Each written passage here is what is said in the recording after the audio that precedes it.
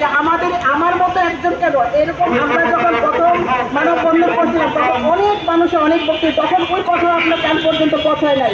আর আজকে আমরা এই গুটি কয়েকদিনই কান পৌঁছানো কিনা জানি না। তবে প্রধানমন্ত্রী আপনাকে বলতে চাই যে আমরা কিন্তু রাজপথ ছাড়বো না।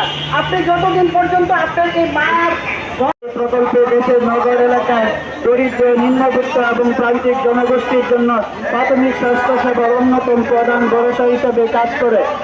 1998 সালে যাত্রা শুরু হওয়া এই কার্যক্রম বর্তমানে দেশে 12টি সিটি কর্পোরেশন এবং 21টি পৌরসভা এলাকায় মাতৃ স্বাস্থ্য, শিশু স্বাস্থ্য সেবা, পরিবার পরিকল্পনা সেবা, টিকাদান সেবা, প্যাথোলজিক্যাল সেবা,